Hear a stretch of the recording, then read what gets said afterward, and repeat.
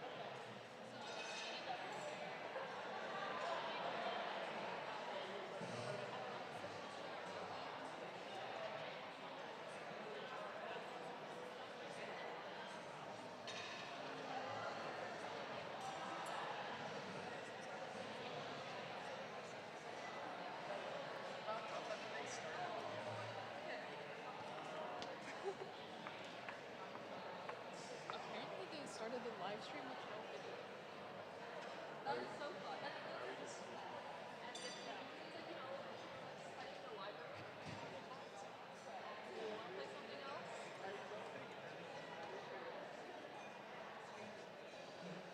No? Sorry for the mix. I don't know when they started. We're going to get started right now, so it's okay. Thank you. I'm going to be like, we could play a quiet BBC. Like a gentle BBC.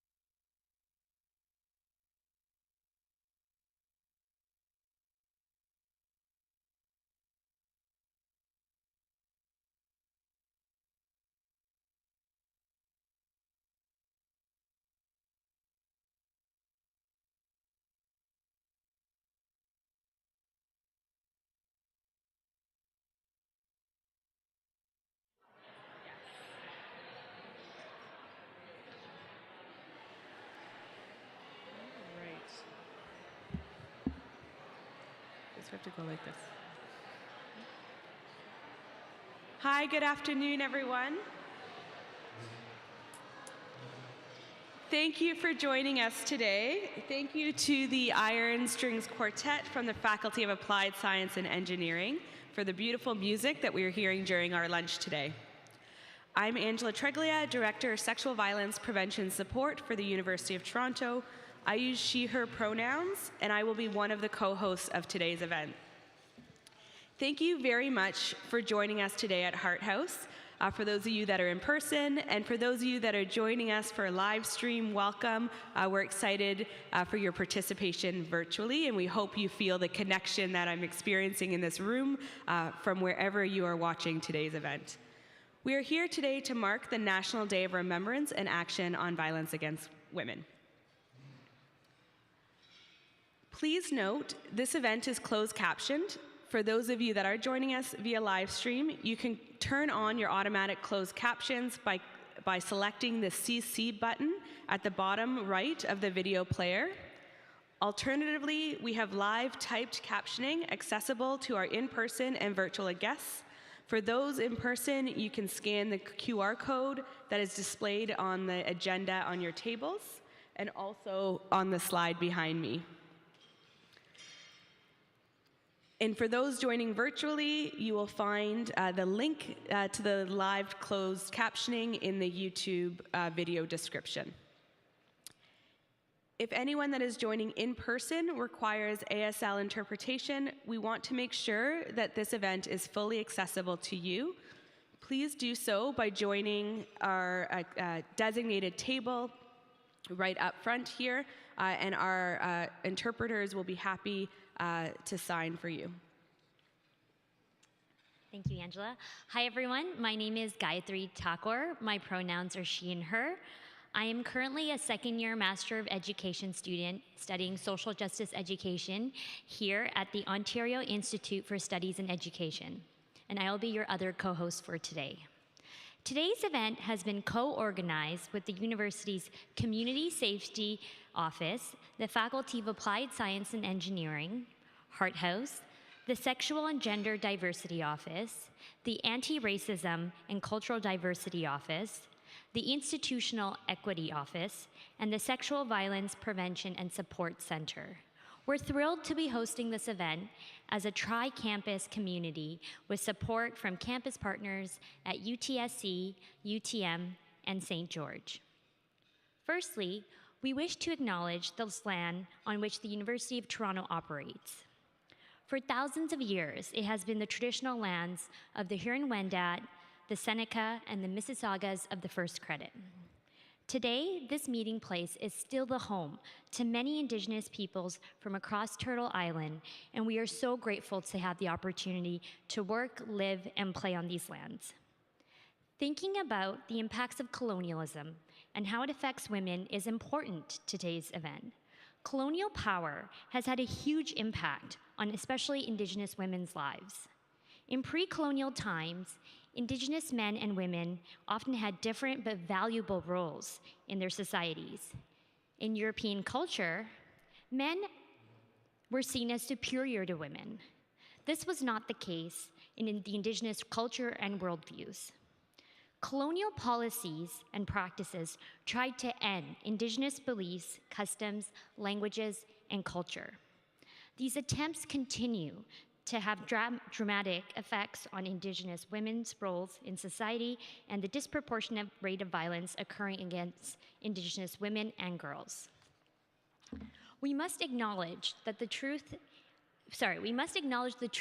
that these systems in which we operate are deeply rooted in the ongoing colonization of this land and the role we all have in reconciliation and actualizing justice for the thousands of missing and murdered Indigenous women, girls, two-spirited, trans, and non-binary folks across Turtle Island. Let's please take a moment to reflect.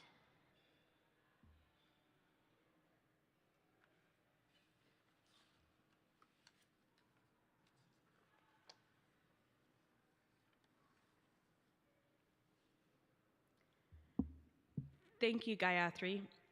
It has been 33 years since the murder of 14 women at École Polytechnique de Montreal. As we mourn their loss and remember their lives, we recognize that misogyny and hatred that led to the women's murder still exists today. In Canada, Iran, the United States, and around the world, women, girls, 2S LGBTQ folks face unacceptable violence and discrimination. The National Day of Remembrance and Action on Violence Against Women is about remembering those who have experienced gender-based violence and reaffirming our commitment to taking action. We recognize that the topics we are discussing today are complex, important, and sometimes and often very painful. Should you feel during today's event or at any other point you would like to speak to someone, the university has supports available to you through the Sexual Violence Prevention and Support Center. In the room, we have Gia and Métis from the center to support anyone that is needing support during today's event, and they're just standing at the back there today. Thank you, Gia and Métis. If you're joining us via live stream and would like to access support during or after the event, you can also contact the Sexual Violence Prevention and Support Center through our email at svpscenter, centre@utoronto.ca. Further information about the kind of support that the center can provide, as well as other resources available within the community and external to the community, is available on our website, svps.centre.utoronto.ca. Talking about gender-based violence can be difficult for many of us. To help us process, we invite you to create your own white rose using the materials and directions on your seat. There's also information at the back table for those that are in person. Those joining us via live stream, you can access the Heart House Get Crafty Instagram for directions on the rose making. You can work at your own pace throughout the event or after the event, when we also, again, have a craft station and button making available at the back of the room. Today's event, we will host a panel discussion. The award for scholarly achievement in the area of gender-based violence will be presented, and we will close with a memorial portion to remember the lives of the 14 women and many other women that have been lost since.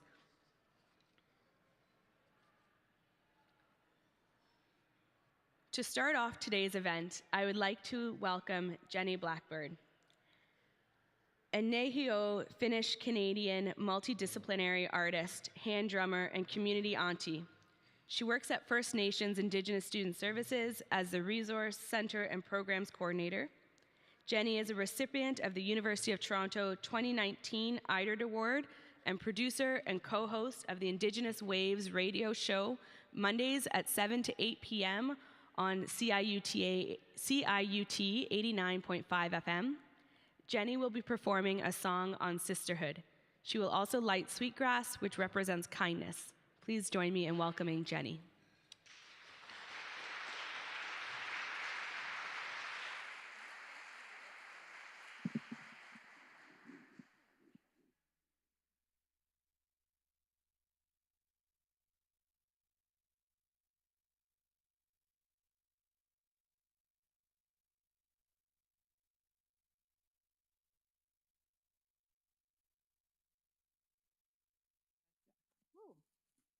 Danse, Jenny Nitsukasun, Kihun Krenishin Uchi.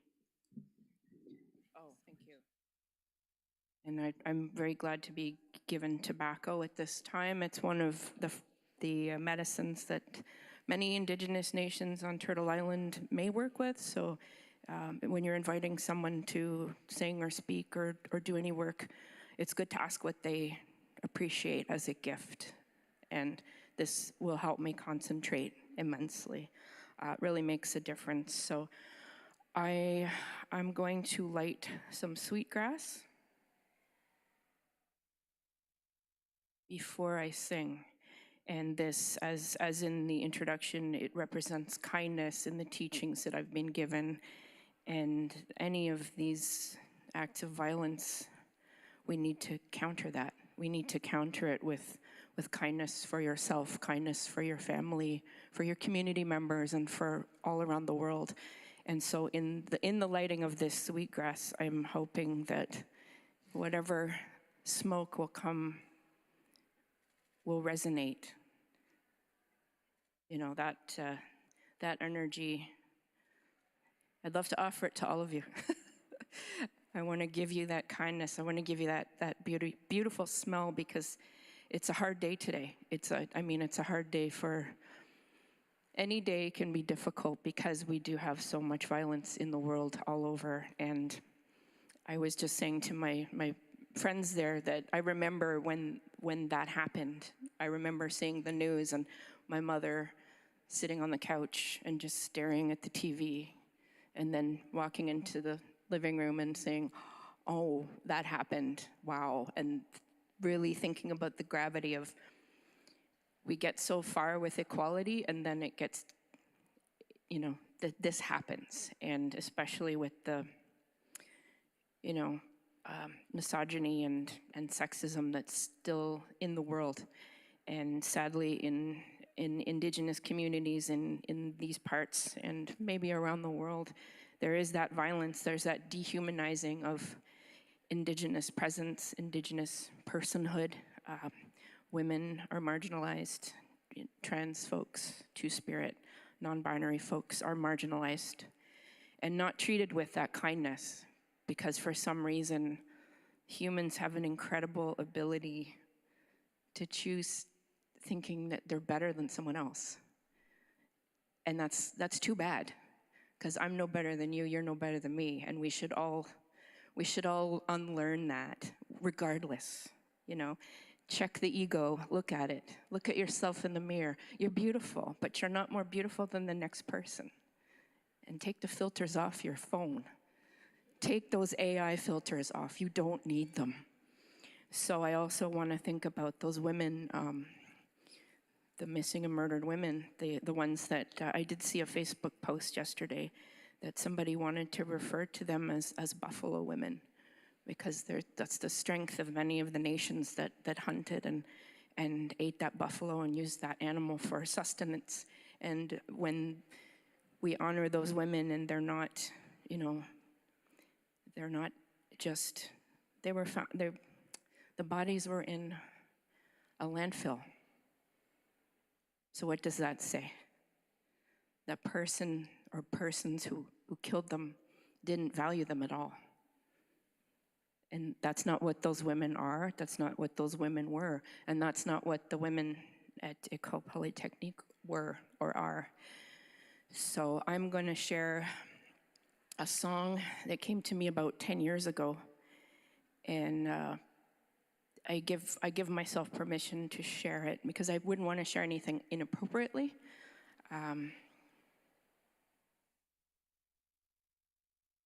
And I had that Paul McCartney, can somebody, is my drumstick there? Thank you. That Paul McCartney moment where he had yesterday, he had it in a dream, and he had to call people to ask, is this a song? So this could be a conglomerate of songs I've known, or it could just be the gift from the Creator that came through. It literally, as I walked from my living room to my kitchen.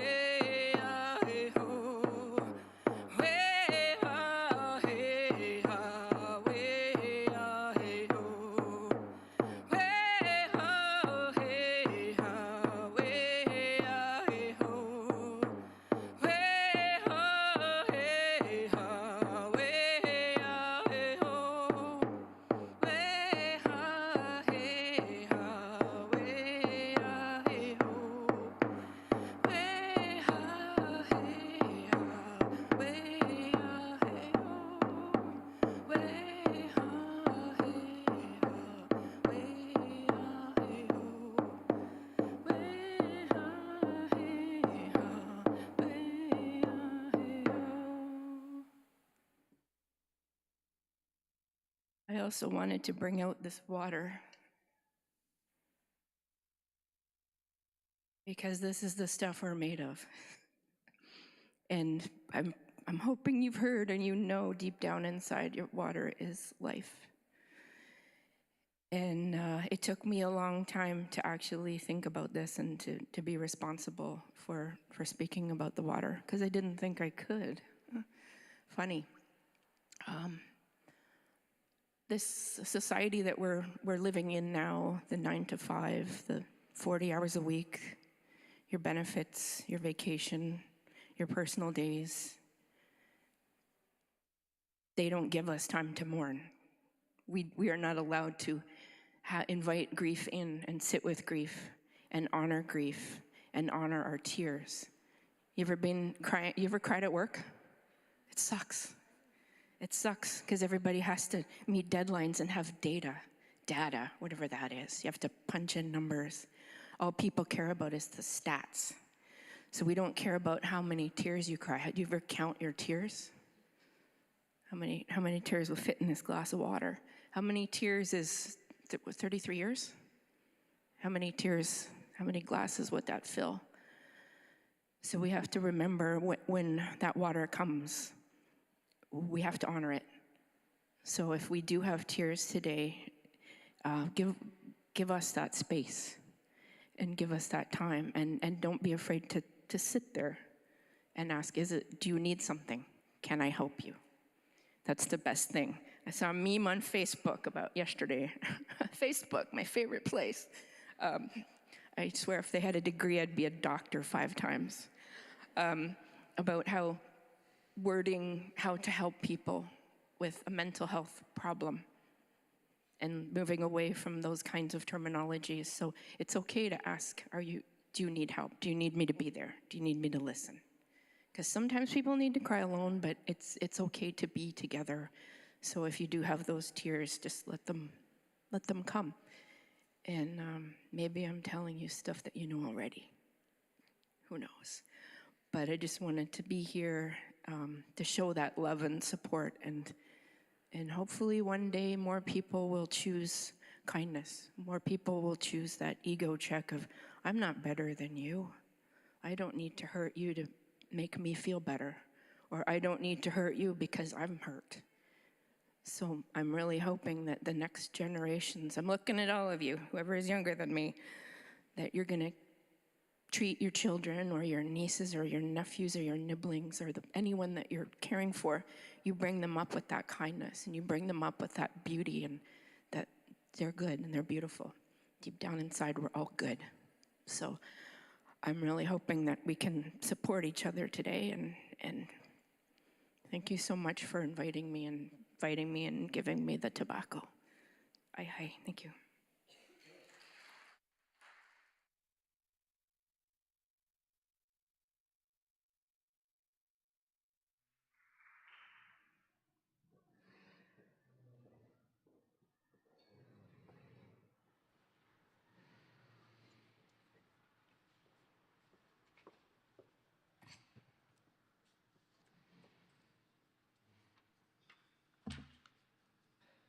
Thank you so much, Jenny. We appreciate your commitment to supporting our university community and all your wise words today. Now, we would like to move on to our panel discussion. Today's panel is called Meaningful Global Action to End Gender-Based Violence.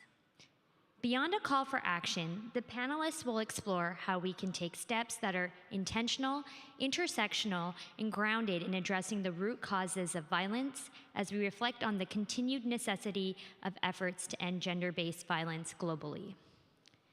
I'm happy to introduce the panel moderator, Nicole McFadgen, Assistant Director, Education and Communication at the Sexual Violence Prevention and Support Center. Since joining the center in June of this year, Nicole has spearheaded the center's in-person orientation activities, expanded their outreach and programming, and is leading the development of their educational initiatives. Applying her extensive background in research, education, and grassroots advocacy related to GBSV and human rights, Nicole is actively working to develop the university's tri-campus sexual violence educational curriculum. Welcome, Nicole and panelists.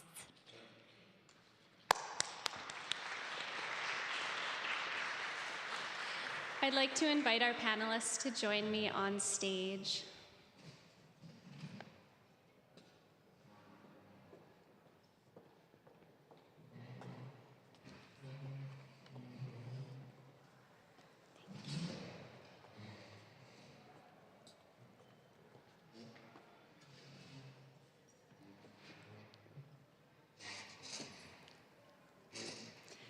Hello, everyone, and thank you so much for joining us. It is my great pleasure to introduce our panelists, Deepa Mattu, Executive Director of the Barbara Schleifer Commemorative Clinic and Adjunct Professor at Osgoode Hall Law School, Professor Shahrzad Mojab, Professor of Women and Gender Studies and Education at the University of Toronto, and Professor Brenda Kosman, Goodman Schipper Chair and Professor of Law at the University of Toronto. You can find more information about their work, contributions, and achievements on our event page. In just a moment, each of our panelists will introduce themselves and what brought them here today. But first, I'd like to share a bit about the structure and goals of our panel. The panel aims to create a space to explore how we can take action that is intentional, intersectional, and grounded in addressing the root causes of gender-based violence. We will begin with brief introductions, followed by a series of 4 questions. Each panelist will have the opportunity to answer question 1, and questions 2, 3, and 4 will be each answered by 2 of our panelists. Following the formal question period, we will use any time remaining for questions that were submitted in advance of today's event and from our in-person audience. I'd like to now ask each panelist to please, in 2 minutes, introduce yourself and share what made you tackle gender-based violence through your work. How did you get into the field, and why do you stay? Deepa, would you like to start us off? Can everyone hear me? Yeah, okay. Good afternoon, everyone, and thank you so much, Nicole, and your team for organizing. Thank you, Jenny. Thank you, Gayatri. Got it. So people can't hear me. How's this now? Is this better? Okay. I'm so used to being on the Zoom, it seems like out of practice now. Who am I and why am I doing the work that I do? My name is Deepa Mattu, as Nicole said. I work for Barbara Schleifer Commemorative Clinic. I am a lawyer by profession. How did I come to this work? I think the way I reflect on it is that my life experiences were preparing for me from the beginning. I experienced a lot of sexism and a lot of misogyny growing up in India, where I grew up. And I came to Canada and I got introduced to what is called racism. Because I knew casteism, I knew shadeism, but I didn't know racism. So all of that, those experiences actually gave me the analysis that I have. I understood intersectionality from a very deep experience of myself. Why do I continue to do the work? I think I continue to do the work for a 17-year-old feminist I have at home, because I want to leave this world tad bit cleaner, tad bit free of violence with the work that I do. What motivates me on a daily basis? The fantabulous people I work with at the clinic, the students I get to teach through the feminist advocacy course, and the clients who, within their experiences of violence, hurt, pain, don't stop extending a hug when they can. They don't stop smiling at you. They don't stop saying thank you and still have love and compassion. And all of that motivates me to do what I do every day. Thank you. Thank you so much. Shahrzad, would you speak next? Good afternoon, and thank you so much for all the organizers to bring us together on this very important day. And thank you so much, Jenny, for your powerful, beautiful words, which is, we all need that to remember why we are here and what we are doing. I was about Gina Mahsa Amini, the woman who was brutally killed on September 16th this year by the Islamic regime of Iran. I was about her age when exactly the proclamation of compulsory veiling happened. I was on the streets, and exactly these days, I search myself on the media images of these young, beautiful, daring women that I see. I was bitten, I was pushed out of the buses, I was forbidden to return to the university, and experience a lot of things that right now is happening as we are sitting here and gathered here in Iran when I was there. It was that violence at the level of the state that later on, when I stayed and joined the Kurdish women's movement, and then I had to leave the country, forced into exile, that brought me in Canada. That violence, that level of the taken away of the dignity and the rights of people, of national minorities, and also women, became my personhood, became my passion, became my political commitment, became my intellectual commitment. 33 years ago, moving forward, when I got my first tenure-track position at Concordia University, I arrived on a campus on the anniversary, the first anniversary of the December 6th, which was another reminder of this global nature of gender violence.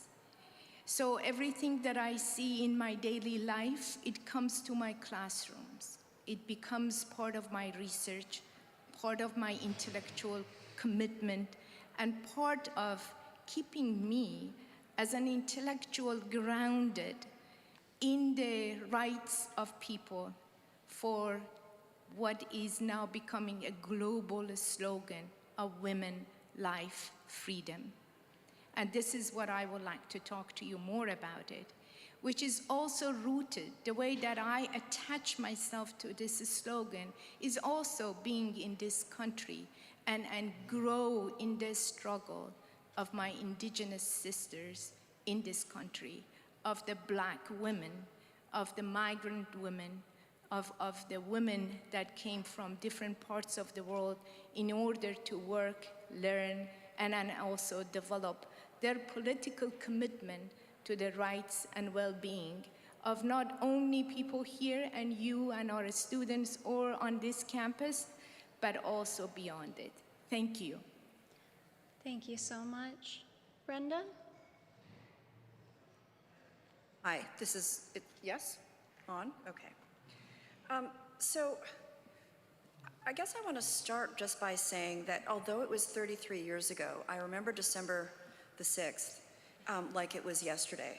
I was a young feminist second-year law professor at a law school that was deeply embroiled in gender wars, and I was its most recent, newest target. What happened that night at Polytechnique, and as we sat stunned watching it on the television, was so obviously personal and devastating and terrifying. And I called a friend of mine who was also a young first-year feminist law professor who was also at a law school deeply embroiled in the gender wars and a feminist backlash. And we cried together. We just cried as we watched the news unfold because we knew that it was personal and devastating and terrifying. Now, having said that, much of my work over the 33 years since then has not been about gender-based violence. Much of it has been about the legal regulation of sex and sexuality and gender, looking on the more consensual side of things, recognizing that the dividing line between consent and non-consent is, of course, itself contested. And I became quite fascinated with the deeply problematic ways in which law reached into people's lives on the more consensual side of things, particularly into women's lives in ways that were deeply problematic. And it's really only been in the last 10 years that my work has shifted more specifically to questions of sexual harm and sexual violence. I'd also say that, I was raised as a generation that was told I could do anything, free to be you and me. But it turned out it just wasn't true. I had been promised this world where I could do anything, but as I got into that world, as I worked, as I went to law school, it turned out that there was a phenomenal amount of sexual violence and a phenomenal amount of sexual harassment and a lack of access to reproductive justice, a lack of access to reproductive choice. All of these things that are still so true today, 3 decades later.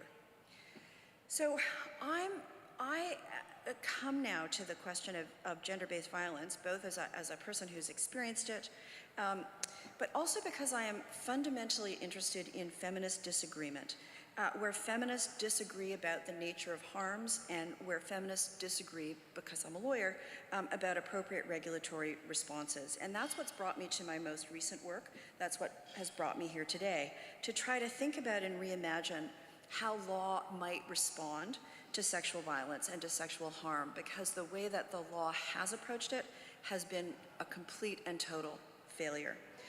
What motivates me? Well, the fact that I actually feel that despite all the change, 33 years later, not much has changed. And I'm motivated every day by the fact that I have a 15-year-old and a 22-year-old daughters who deserve a better world, and they don't have it. Thank you so much, Brenda.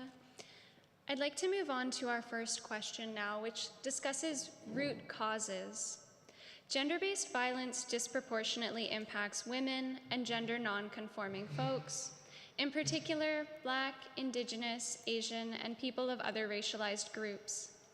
What root causes of gender-based violence have you identified in your work, and what tangible suggestions do you have for how we can meaningfully address them at local and global levels? Brenda, I believe you've already touched on this in your introduction, so I'd like to start with Sharzad, if you're okay.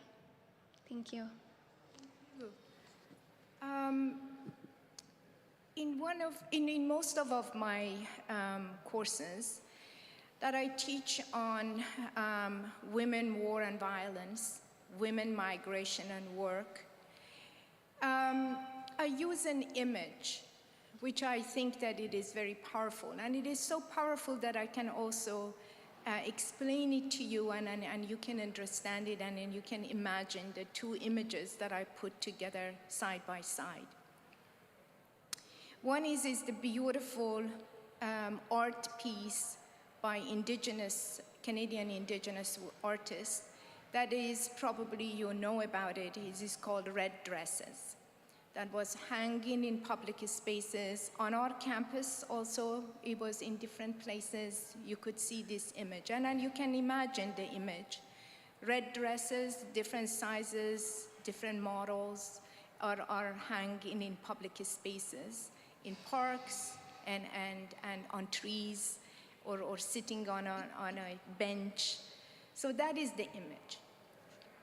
The second image, which was done, it is also an art installation, but that was done years before the Red Dress Project. It's a Red Shoes Project by a Mexican artist. And the idea was that to put red shoes of different sizes, different models, in iconic public spaces throughout the world. So the image that I have is from the streets of Istanbul. Red shoes covered the street. These two images from different artists in different parts of the world tell us about the missing, disappearance, and murdered young women and men. It's about gender violence. It's about the gross violence that it is happening against women. And I'm thinking about what are the social relations, what are the larger structural powers that connect these two artists to imagine the violence in this way and presenting it to us. There is something happening locally and globally, that we can look at these images and then see the connections. What I call the patriarchal structure of power is a real thing. It is when we use the concept of a structure, it doesn't mean that it is a thing. It's a structure that we can sort of touch it and then see it and create an image of it in a way that it is tangible for all of us. It means relations. It means social relations of power exercised by the patriarchal sort of the order and the ruling in the society, which is dominated in the way that our daily being is organized, the way that our discourses and language and culture is organized. And basically it means that exclusion, it means discrimination, it means violence in the form of domestic form of it, or social form of it, and public form of it, that is daily, nightly being exercised on women's bodies and women's sexualities. This is My structure apologies, Shahrzad, I'll have to interrupt you. Okay, sorry. My apologies. I thought that I started the lecture in the class. Sorry, I'm glad that We absolutely value being able to hear your words. Thank you. No, that's okay. Deepa, would you like to add to the discussion of root causes? I think I kind of completely agree with what Professor was just saying, that at the root cause of it, what is at the root cause? It's the power differential, right? Like, it's the power imbalance in our society. The gender inequality is at the root cause of the gender-based violence. Now, I mean, there is nothing that we would say in this room that we would not have said before, is another very important aspect of it. Do we stop talking about it then? I don't think so. I think because there is so much work to be done. So thinking about what needs to happen and what needs to tangibly be the commitments. So a couple of things that come to my mind. So one of them being that just in November, National Action Plan for Canada was announced. How many of you actually saw that news? That a National Action Plan to end gender-based violence was announced in November. How many of you know how much money has been put behind that National Action Plan to end gender-based violence? So if you haven't, my invitation to all of you is, please do get engaged. And the reason I'm saying this is, and this is my favorite line these days, and this is where my stand-up comedian in me comes out, you are paying for it. Each one of you, by your tax dollars, are paying for that National Action Plan to end gender-based violence. And therefore, the commitment that we have from our political people who make those commitments, it doesn't show up to what it should be, because many of us, very well-meaning people, very well-intentioned people, are not engaged with what policies, what changes are happening. That National Action Plan should have an accountability mechanism attached to it. It should have some kind of tangible outcomes that we can watch. How many of us have tangible outcomes in our jobs? How many of you as students have tangible outcome to achieve in your courses? You have grades to get, right? How come our governments also start getting graded on the policies they make? So that's my really, really practical way of saying that not only Canadian government, but every government in this world should be expected to be rated on what they're doing about ending gender-based violence. And that's when this pandemic, what we call the gender-based violence, and here is another interesting thing, that before UN declared COVID-19 as a pandemic, 5 years before that, they had declared gender-based violence as a pandemic, right? So, and then what happened during COVID and what we all got exposed to, what kind of experiences survivors of gender-based violence were having during COVID, people from marginalized communities were having during COVID, we all got a lot of exposure to that, a lot of discussion that happened. I don't know how to repeat it, but I think the reality is the piece around engagement and actually making our governments accountable for what they are doing.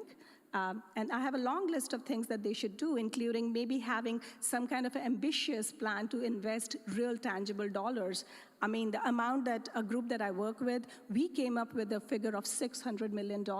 That's what it would take to actually have some kind of sustainable change in the gender-based violence sector, as well as various ancillary sectors that are working with it. So I'll leave it at that. Thank you so much, Deepa. And now I'm mentally wondering how I'm going to grade everyone who developed the National Action Plan or wasn't involved, a group work assignment perhaps. This leads into our second question, which is barriers to action, which I believe you've already addressed a bit in your response, Deepa. So the question is, identifying root causes can help us craft plans and strategies to eliminate gender-based violence, but this only gets us part of the way there. We still need that action piece. So I'd like to ask Brenda, what key barriers to action on gender-based violence have you encountered in your work, and what is needed to address them? Thank you. So I come to this as a lawyer. So I come back all the time to law. And while this may not be the most important barrier, I think that it is a barrier. I think that the law itself continues to be a really significant barrier to action for two seemingly contradictory reasons. So on the one hand, as I think, the Me Too movement, and so many other manifestations have really demonstrated, law has really failed spectacularly in addressing or preventing sexual violence. Sexual harm remains grossly underregulated, grossly unaddressed. But then there is a counter or a slightly contradictory reason that law, I think, remains an obstacle, and that has to do with law's response, the regulatory response, particularly criminal regulation, where criminal regulation has actually overregulated a range of sex and sexualities, leading, particularly in the United States, but not exclusively, to mass incarceration, particularly the mass incarceration of Black men in the United States, but in Canada we still see a grossly disproportionate incarceration of people of color, particularly Indigenous people, Indigenous men, low-income people, people with developmental challenges. We see this mass incarceration. Part of it comes from the particular ways in which various forms of sex and sexuality, not exclusively, because it also comes from other modes or other forms of behavior that's been criminalized. We get this over-regulation that has led to this gross level of incarceration. So I think we have, law as an obstacle in two very different ways, both the under-regulation of the harm of sexual violence and also the harm of criminal regulation itself. That criminal regulation itself has become a problem. And both of these things are true at the same time, which is sometimes, I think, hard to sort of to keep in focus at the same time.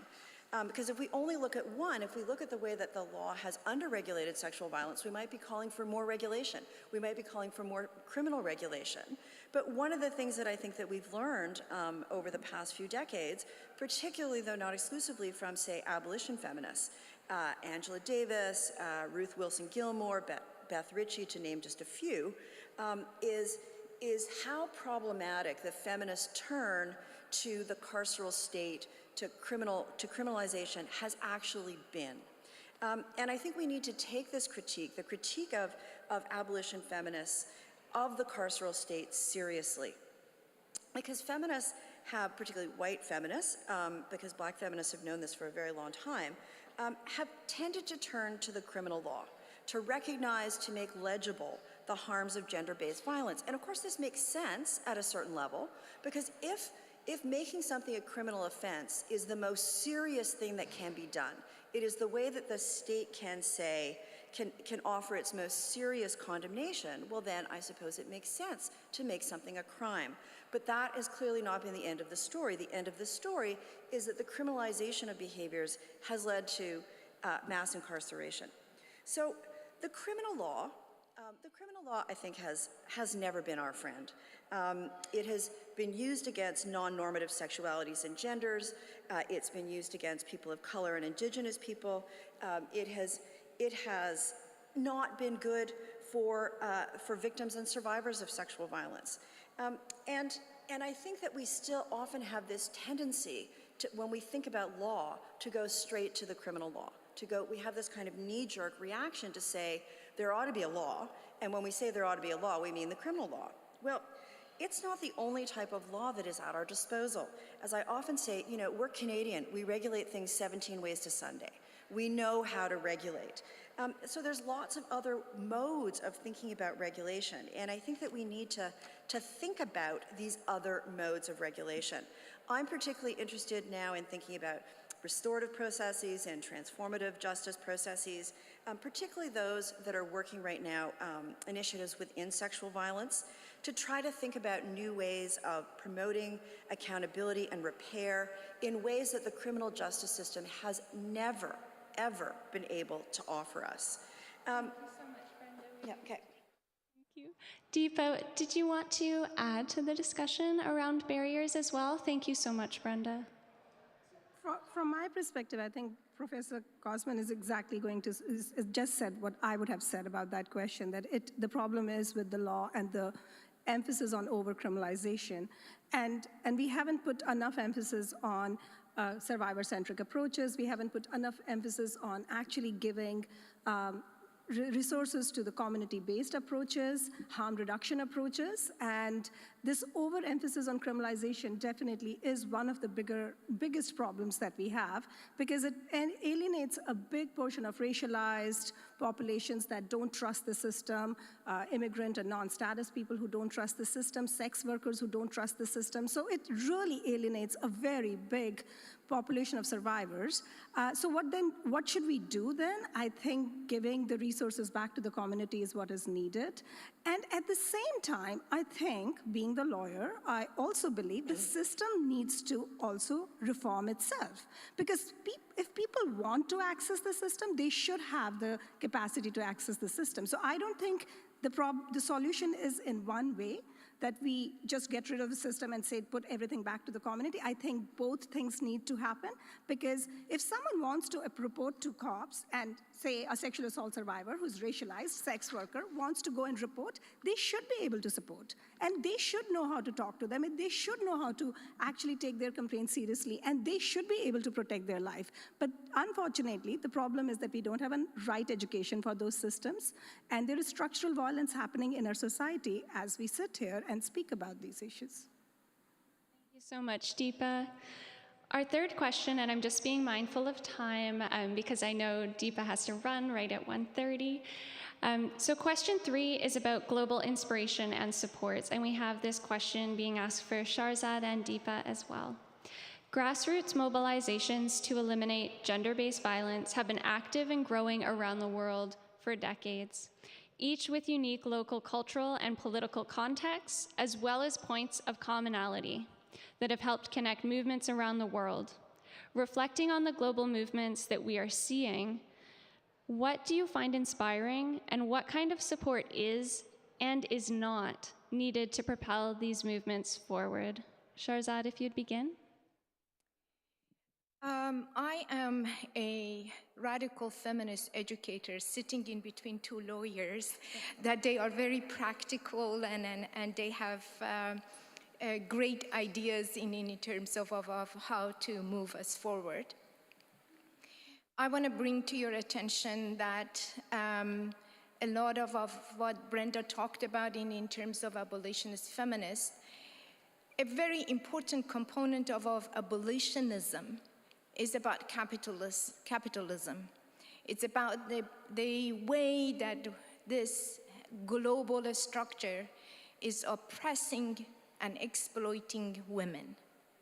And therefore, the slogan that now is coming out of Iran, and it's becoming a global slogan, a women, life, freedom, is very important. It's a slogan that we all can march on our streets and on our campuses to think about who is this woman and this body that we are talking about. It's LGBTQ plus transgender bodies. It's about women that are in factories, on our campuses, on our students, nurses, teachers, all walks of life that are there. The question of life, I was very delighted when Jenny talked about that glass of water. It is about that. It is about peace. It is about our relationship to the land, to the air, to the environment that we have. We need to reclaim that life. And this is what we need to do, and especially you, younger generations. Freedom. Freedom means that we need to have freedom of this level of exploitation that this system globally is imposing on all of us. Think about all the migrants and refugees that are arriving in Canada. Our benevolence is fantastic, but we need to understand why they are here. We need to understand this sort of numerous wars and that it is happening, not only in terms of the military war, in terms of the war on women's bodies that is making them disappear, displaced, dispossessed. It puts a lot of responsibility on all of us. And think about it. If we think about what would this slogan of Jen Jian Azadi, women, life, freedom, tell us, and make it a project for our campus, how would that look like? What are the concrete actions that we can get that connect us locally on this campus, as well as connect us to the history of colonialism, history of capitalism, but most importantly, with our eyes to future. This world can be much better than what it is right now. We need a different world. We need a world that connects us and unites us without that exploitation and oppression that we are all facing daily and nightly. Thank you. Thank you so much. Deepa, would you like to add?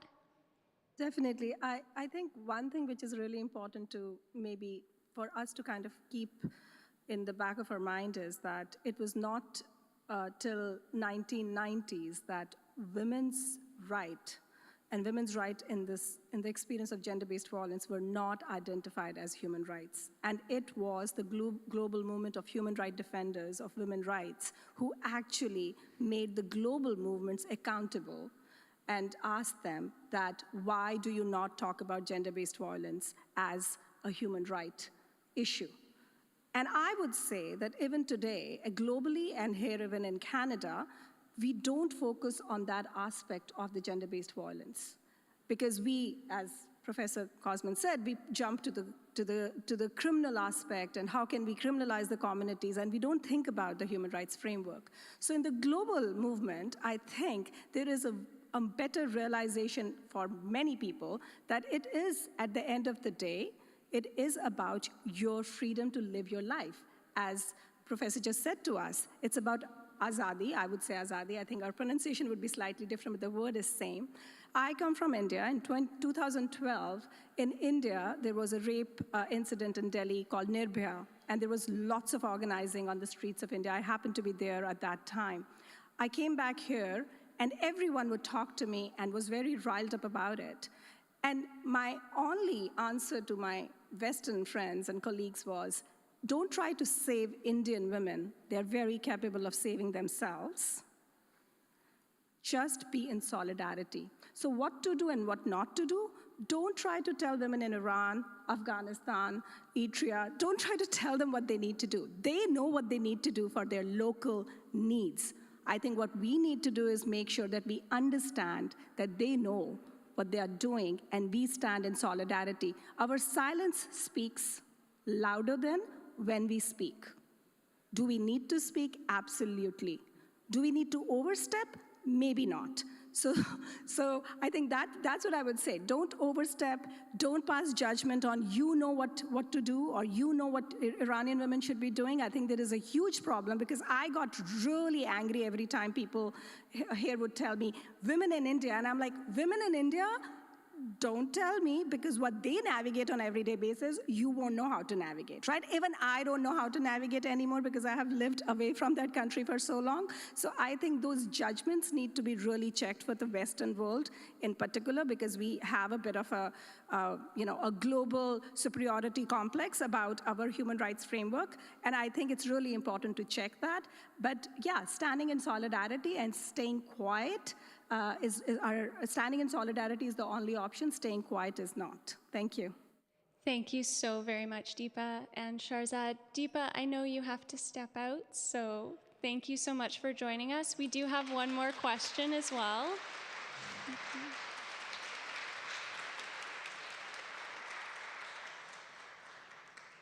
Thank you so, so much. We have one more question for our panelists. Is that okay for both? Good. Wonderful.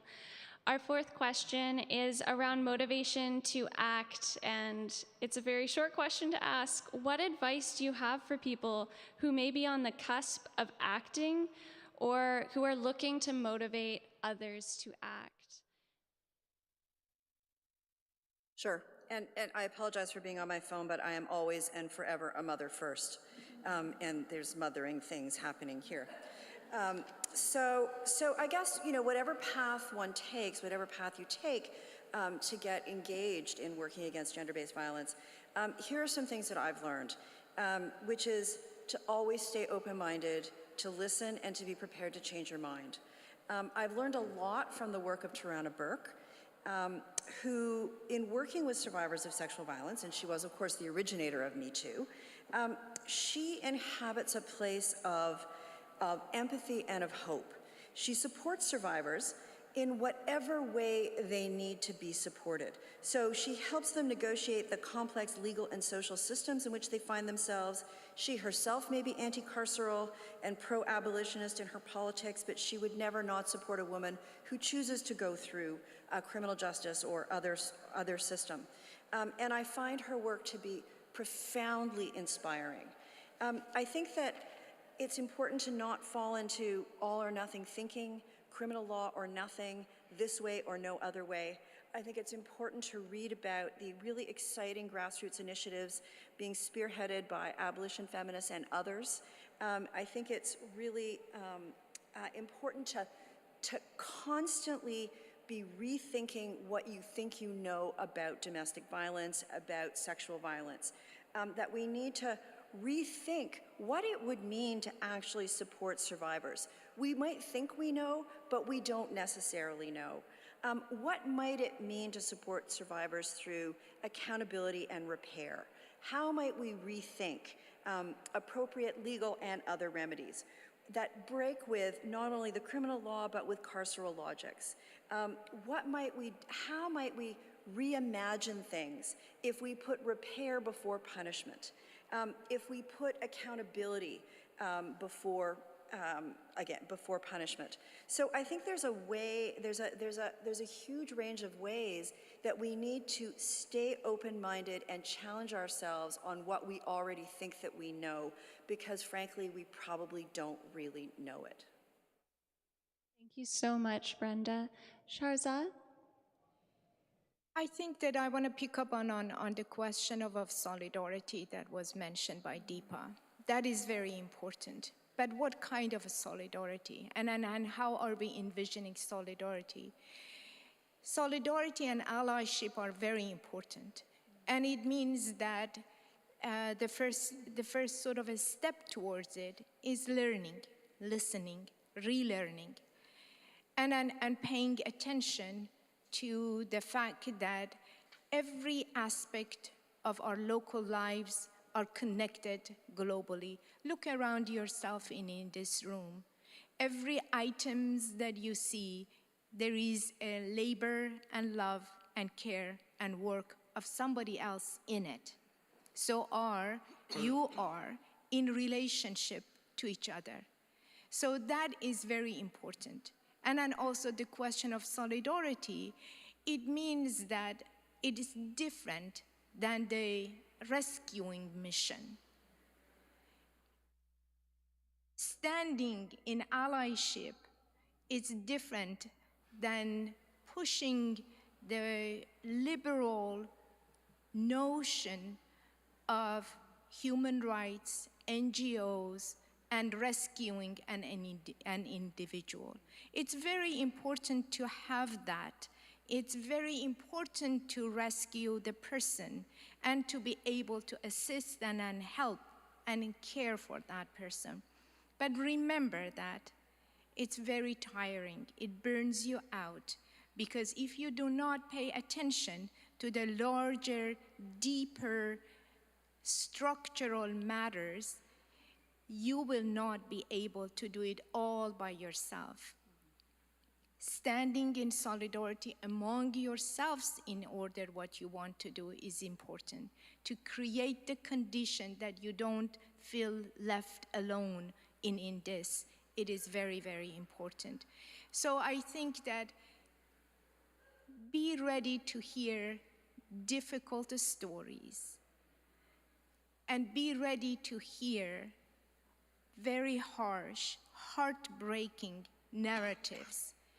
But I think that do not let that to pull you down of your dreams and desires of being with each other and the dream and desire of building a better world.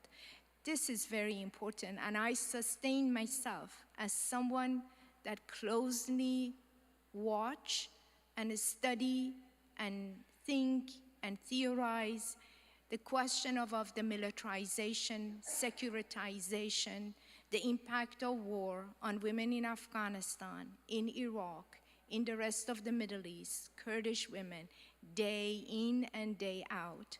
The only way that I can sustain myself is always thinking that a better world is possible.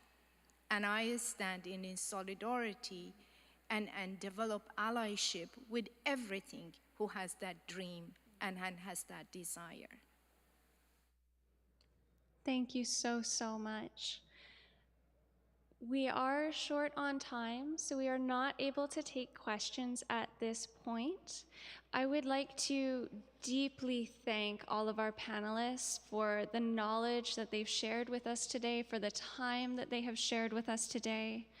Thank you for joining us, and thank you as well, both those who have joined us in person and those who have joined us via the live stream. We are incredibly grateful for the work that you have done and which you will continue to do. Thank you.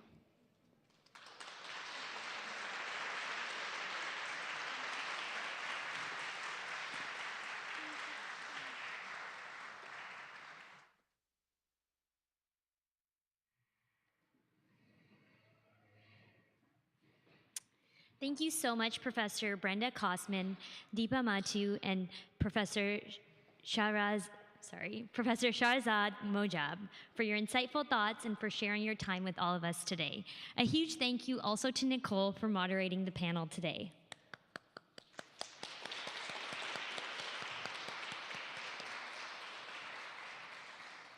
Now I'd like to turn it over to Sandy Welsh, Vice Provost students, to announce this year's recipients of the Award for Scholarly Achievement in the area of gender-based violence.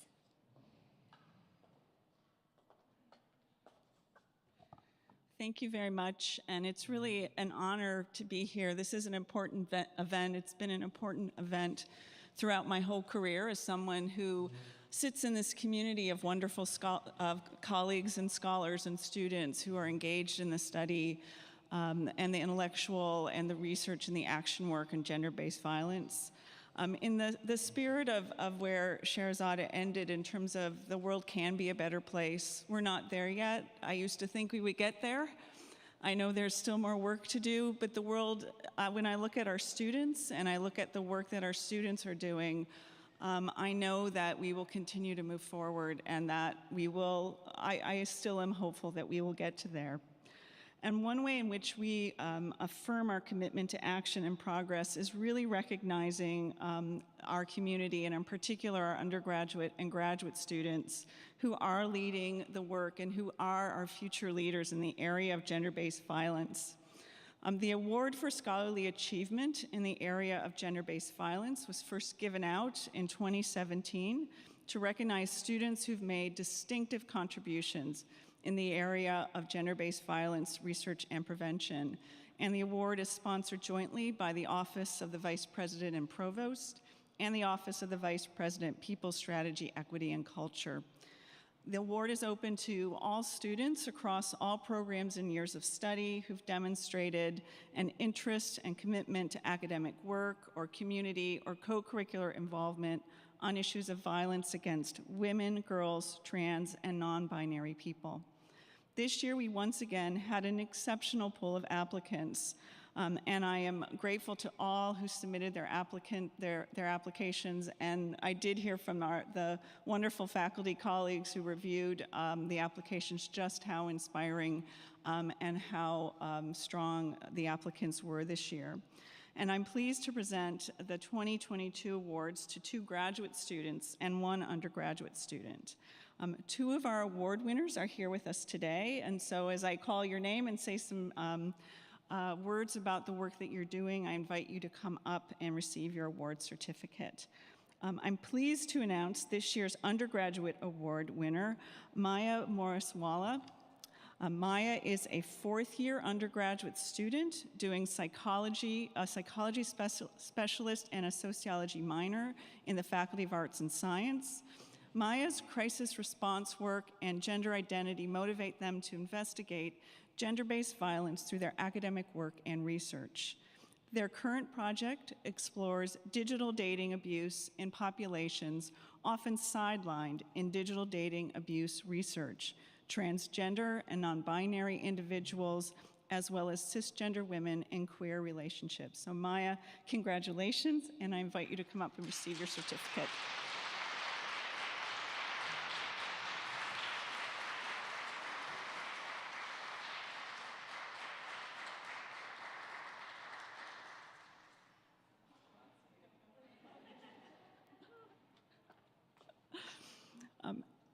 The first graduate award recipient is Haley Brooks. Haley is a PhD candidate in social justice education at the Ontario Institute for Studies in Education. Her research and teaching interests are in the areas of critical international education, transnational feminist pedagogy, and violence prevention in education. Haley is part of a research team exploring how international students and campus staff in Ontario perceive sexual violence and prevention initiatives enacted in their universities, and she is a co-author of the published findings. This year, she co-organized a series of panels of international speakers dedicated to gender-based violence prevention, bringing together female and gender-diverse scholars, students, and community members whose collaborations and knowledge exchanges strengthen prevention programs locally and internationally. She has also co-published in violence prevention in both the Journal of Media Literacy Education and Comparative and International Education. Congratulations, Haley, and I invite you to come on up.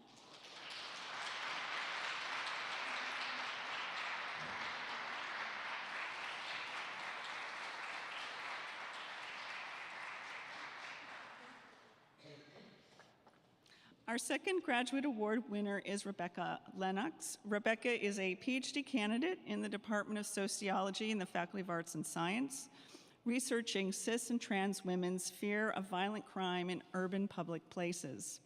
The primary goal of her research is to produce knowledge for policymakers and frontline anti-violence advocates that uncovers the effects of victim-centered safety messaging on diverse women's health and mobility.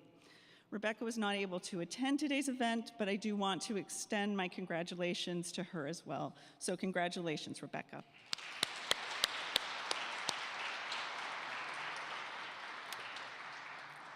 All 3 of this year's award winners should be commended on their contributions in research, in action, on influencing a better way forward. We thank you for your commitment and your passion in shining a spotlight on gender-based violence and working toward a better, safer future for women and girls, trans, and non-binary people. I also want to thank my faculty colleagues who were part of this year's award selection committee, Professor Lana Sturmak, Professor Ramona Alegia, and Professor Joan Similchek. I'm grateful for having colleagues across the university from the Faculty of Social Work, from OISE, from UTM, who were able to help us do the awards adjudication. And so thank you again, and congratulations to our award recipients.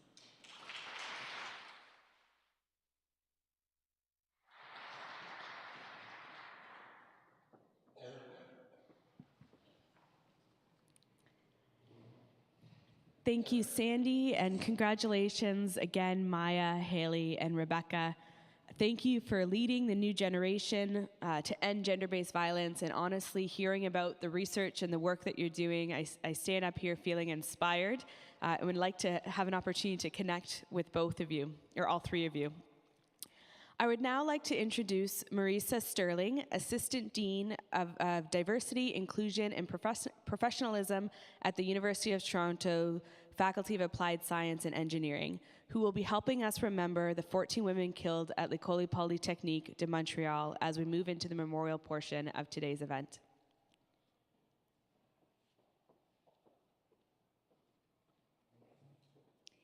Thank you, Angela. Storytelling is one of the ways that we come together to remember. So I'd like you now to please join me to take a few breaths while I tell you the story of December the 6th. On the night of December 6, 1989, at about 5:10 p.m., a gunman entered École Polytechnique in Montreal. Armed with a rifle and a hunting knife, he first entered a mechanical engineering classroom where student presentations were being given. He ordered the women and the men to stand at different sides of the classroom. Ushering out the men, he then said, "You're women, you're going to be engineers, you're all a bunch of feminists, I hate feminists." He opened fire. 6 women were killed in that classroom. 3 more were shot at. He then moved through the corridors, the cafeteria, and another classroom, targeting women to shoot for the next 20 minutes. Overall 14 women died, 12 engineering students, 1 nursing student, and 1 employee of the university. And 14 other people were injured, including 4 men. I invite you now to take another deep breath with me. With the help of engineering undergraduate and graduate students, we will now honor those lost on December 6, 1989.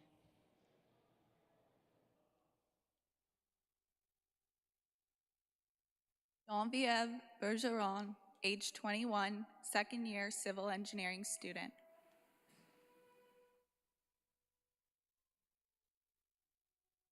Eileen Colgan, age 23, fourth year mechanical engineering student. Nathalie Croteau, age 23, fourth year mechanical engineering student. Barbara Dagno, age 22, mechanical engineering student in fourth year.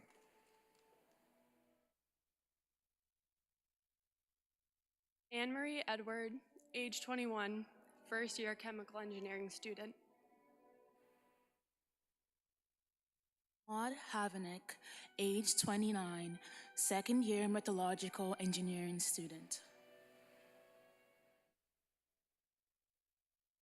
Barbara Klugnik-Vidayevich, age 31, first year nursing student. Maurice Laganière, age 25, school budget clerk. Maurice Leclerc, age 23, fourth year metallurgical engineering student. Anne-Marie LeMay, age 27, fourth year mechanical engineering student. Sonia Pelletier, age 28, fourth year mechanical engineering student. Michelle Richard, age 21, second year metallurgical engineering student. Annie St. Arnaud, age 23, fourth year mechanical engineering student. Annie Turcot, age 21, first year metallurgical engineering student. Let us now take a moment of silence to remember and honor those 14 women and all of the victims who have lost their lives in Toronto and across the country since 1989, and those many women that continue to experience violence in our communities today.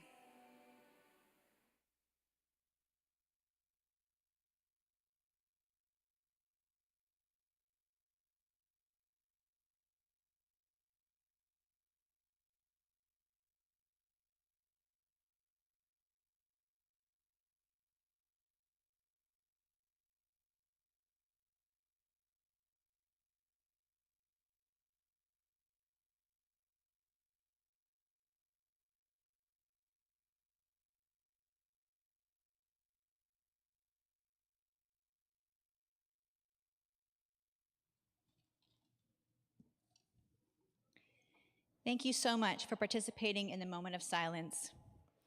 Thank you to the students who took time to be a part of this memorial. And thank you to the Engineering School Orchestra's Iron String Quartet for providing music as a powerful tool to support us all today as we meditate on the issues at hand, as we are stirred into action. The shooting spree of December 6, 1989 remains one of the deadliest in Canadian history. If these women survived, they would have been women leaders, entrepreneurs, and change agents many of this generation would have been inspired by. In 1989, I was here, third year chemical engineering student at University of Toronto. At the time, I knew that I was in the minority and there were not many students that looked like me. As a result, I dressed down to fit in, trying not to draw attention to my gender. I was noticed, and I was asked to speak on panels about why there were so few women in engineering. While I was honored, I also felt like I had the burden placed on my shoulders to speak for all women, and that my performance was now under a microscope to prove whether women could be successful in engineering. Perhaps this propelled me and other women to achieve in their career and to develop resilience and strategies to deal with things like unwanted verbal and physical attacks, such as when a male work colleague came uninvited into my hotel room during an out-of-town work meeting, and a physical assault near my home. Unfortunately, when I tell my story, I learned that I am one of far too many women who have been confronted with gender-based violence and experience firsthand how easy it is to lose our sense of self, the inner drive to survive, the ability to defend ourselves, and the voice to speak up. Since the 1989 tragedy, members of the engineering and STEM communities have prioritized changing their cultures to be welcoming of women. In 1989, the Women in Science and Engineering organization, also known as WISE, was incorporated with chapters now around the world, including here at U of T. U of T's first year undergraduate engineering student population is now over 40% women, which is a substantial growth from 15% back in 1989. In the field of engineering, we remember women trailblazers such as Elsie McGill, the world's first woman aircraft designer and first woman to graduate with an engineering degree from U of T in 1927. Julie Lassonde, chair of the Canadian Engineering Memorial Fund that was created in response to this tragedy and whose family name has named the U of T Lassonde Institute of Mining. We remember Irene Sterian, U of T industrial engineer, who has helped many people in Canada's technology and advanced manufacturing sector commercialize their businesses through the organization REMAP.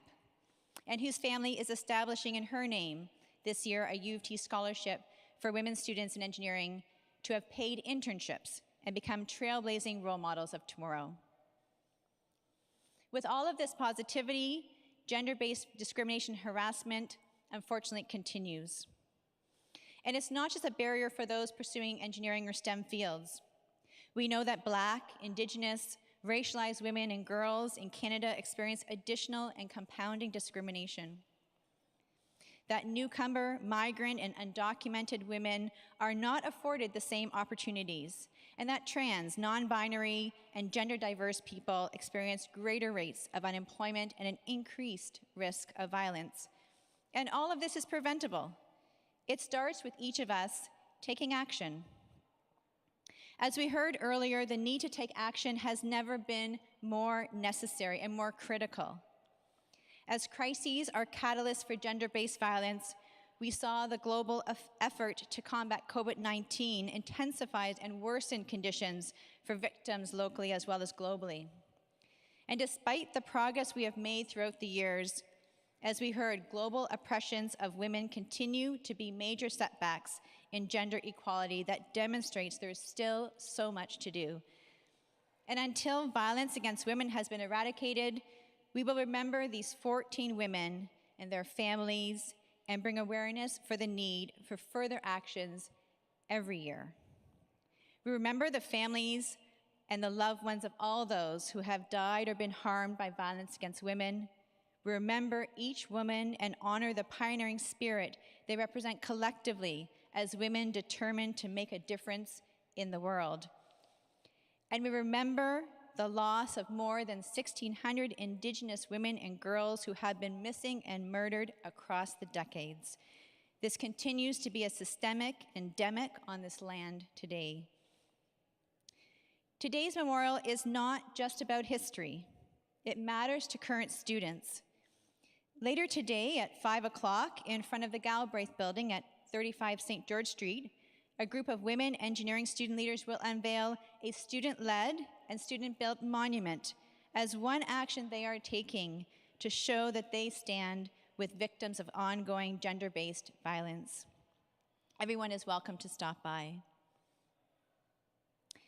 So today we reflect, we remember, we respond.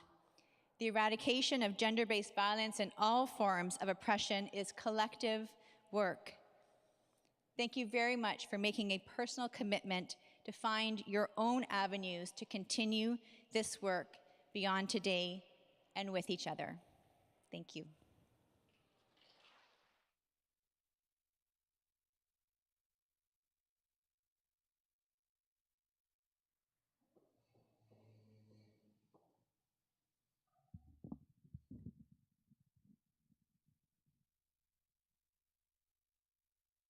Thank you, Marisa, for leading us through that difficult moment and reminding us why we are here today.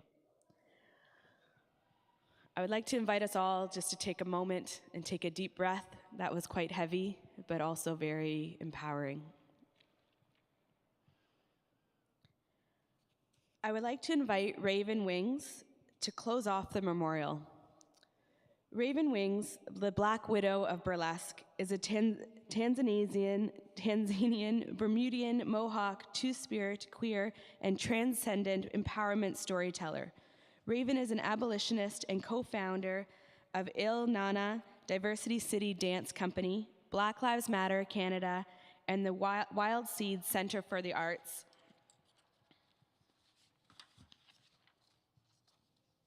And activism. A Canadian best-selling author, top 25 woman of influence in Canada, a recipient of 2021, Raven is committed to eradicating all forms of anti-Black racism, settler colonialism, systems of oppression, while nurturing Black and Indigenous solidarity and healing in communities.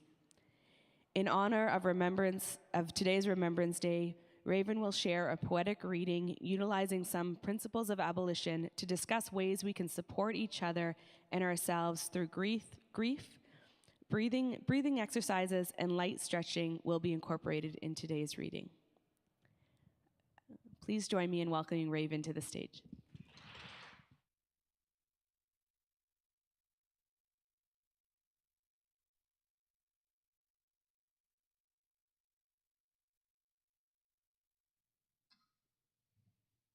Hello, everyone. Hi. All right. A little nervous, but excited and honored to be here for this moment and this day where we get to reflect on what has happened and our own commitments and responsibilities, whether that be creating new ones or reaffirming ones that you've already committed to. I'm just going to read a little bit of a poetic reading that, again, utilizes abolition. Usually when people hear abolition, the word abolition, they think of defunding the police and all those kinds of things, and it is that. But I think about the Underground Railroad, and as an example of formerly enslaved Africans, white abolitionists, and First Peoples, Indigenous peoples who collaborated towards freedom. So abolition is more of a process than an actual goal. It's an act of love and solidarity where everyone adds to it from where they're located. For example, those who had housing offered housing. Those who could travel, like physicians or doctors, offered that. Those who could create chants and signals did that. First Peoples, Indigenous people taught us about medicines and healing from the inside. So entering from where you're located can help take care of yourself as you do this work. We often talk of it as a marathon as opposed to a sprint. I'm just gonna read what I have here. So abolition is not an intellectual idea, it's a lived understanding and practice of care. An abolitionist present, an abolitionist future will require us a radical commitment to conflict. We need to commit to working through things with each other intact at the end. As Assata Shakur explained, we need to be weapons of mass construction, weapons of mass love. It's not enough to just change the system, we have to change ourselves. We have to make this world user-friendly. We must protect the people, the plants, the animals, the air, and the water. And I believe that abolition is, in fact, one of the most loving things we can do for each other in public. It's justice as opposed to revenge. It's connection, it's song, it's dance. It's all these love languages of communication. Abolition is everyone having what they need. And James Baldwin reminds us that as the role of the lover and the role of the artist are one and the same, if I love you, I have to make you aware of what you do not see, of the things that are underneath. As was described just before, what it means to be in an industry where there is a lack of representation of women, of gender variant folks, means that we haven't created enough space, enough openness from the inside, from the root of it, for those folks to welcome and be invited into those spaces. So it's not enough to just put labels on things or stickers on things. It's worth it to think about how we are thinking about the writings on the wall, for example, or the paintings or the pictures or the books in your libraries. Those things help us understand that we belong here, that we deserve to be here and are a part of the fabric of creating what is needed and necessary. And so I didn't say much about myself, I'm realizing. So I'm Raven Wings. I was born on the island of Bermuda, which is 21 square miles, 60,000 people.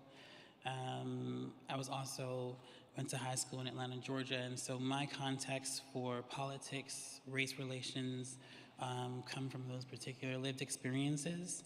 I'm a dancer, that's my love language. That is how I entered into Black Lives Matter Toronto, by teaching a flash mob, and then I showed up at their actions over and over again. Because through my work with harm reduction, I felt like people weren't fully aware what was happening to their bodies in these high-risk situations. Or maybe they were aware but didn't have the access to somatic healing. And so I taught dance, song singing circles and those kinds of things, and then was invited to join Black Lives Matter Toronto, for which I offered a way for us to think about care for ourselves as direct activists while doing this particular work. So I'm really big on working from the inside out. So if you aren't creating safety for yourself, within your families, within your relationships, then it's really hard to create that outside for your larger institutions and the people you work with and are around. And I think people can get used to anything. And I think we become used to a lot of devastation. We become used to a lot of oppressions, ones we see and don't see. And being aware of where we are, let's say, not present, allows us to kind of understand our own conditioning of how maybe we were raised or what we were around or not around. I'm going to go into this last little bit here because I want to offer you something useful. There are places in South Africa that have grief ceremonies for 3 days, and the entire country comes together to cry and celebrate and share food and dance and sing, and we don't have those kind of rituals here in the same ways. And so we have to create that within our own bodies. So I'm going to ask you to take 4 breaths with me. We're going to think of the 4 directions: north, south, east, and west. North for your future, what you're breathing into your life and what you want, even for this moment or this day. East and west are your present decisions that you have to make in your everyday life, where you want to be, where you want to go. And the south is where you're coming from, acknowledging your ancestors and forebearers, people who inspired you to get into engineering, all of this. So sending some love their way as well. So we're going to take 1 deep breath in and a long breath out. Beautiful. Another long deep breath in and a long breath out. Really let it out. I know. Breathing in public is a little different these days, but I do want you to really feel it. Grief lives in our bodies, in our pathways. Everything we experience is on our bodies. And so it's important to locate where that is so we can shift it, recycle it, or get rid of it if we don't need it. So let's do our 3rd one for the east and west. Breathing in and out. Beautiful. And for the south, for your people, breathing in and releasing out. Beautiful.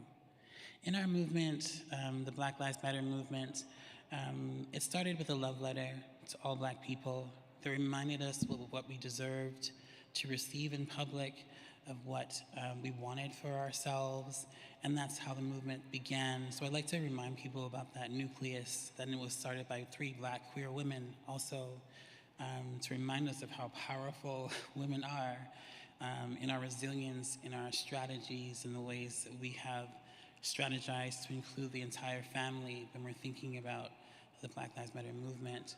And we do this chant. It's from Assata Shakur, and it allows us to kind of center our purpose.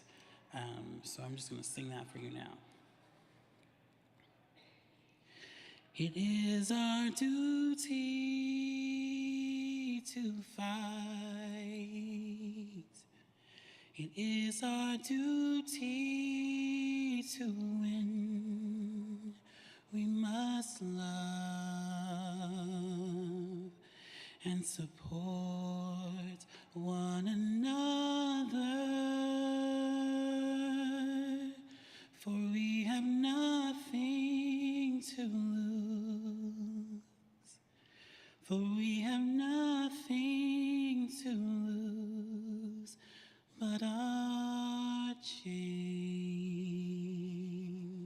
Ashe, Rich, thank you.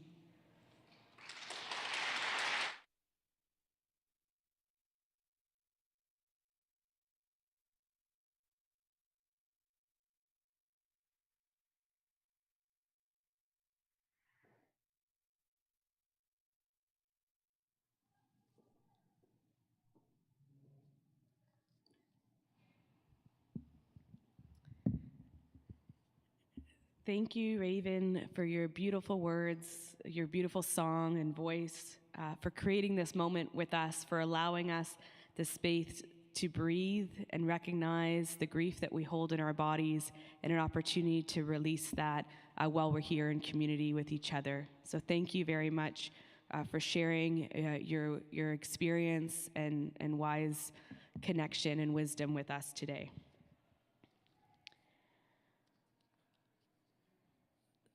It has been 33 years since the event at École Polytechnique. As we feel their loss and as we remember their lives, we need to recognize and remember that misogyny and hatred that led to that violence still exists today.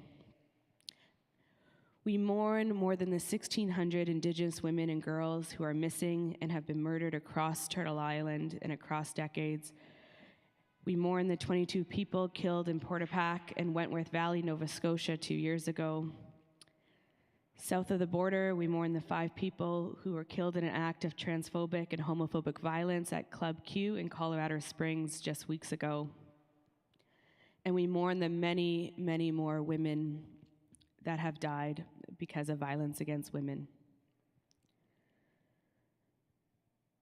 We know that women and gender diverse people who are Black, Indigenous, racialized, living in poverty, or living with disabilities are at greater risk of violence. In Canada and elsewhere across the world, women, girls, 2S LGBTQ people continue to face the unacceptable discrimination that threatens our lives.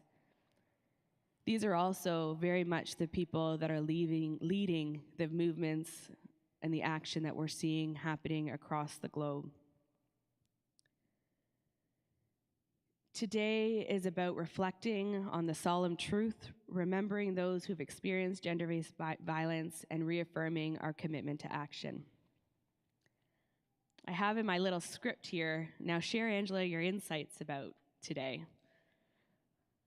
And I'm sitting here and I'm feeling all sorts of feelings. I'm feeling heavy, I'm feeling connected, I'm feeling inspired, I'm feeling scared, and I'm also feeling hopeful. And I want to share my sincere gratitude for everyone that participated. So those of you that are here in the audience, I hope everyone can take something away from today's event and feeling inspired to take action. I want to thank all the amazing facilitators and presenters and performers today. The words of learning and listening and relearning, building a better world is possible. I love that image that Raven just talked about around how women are powerful and women are resistant, and we will continue this fight and we will continue to do this work because there is a lot more to be done, and we can do that collectively together without judgment and in solidarity. So just want to again extend my sincere appreciation and pass it over to Gayatri for final remarks. Thanks so much. Again, thank you so much, everyone. I would like to thank everyone who was involved in today's event, as well as the organizing committee for making it happen. I wish us all strength on our continued journey to end gender-based violence. Just again, as we'd mentioned, the crafts table at the back of the room will be available until 2:30, so please do feel free to stick around to make some buttons. Here's an example as a decompression activity, and thank you all again for coming. I hope you all have a wonderful day.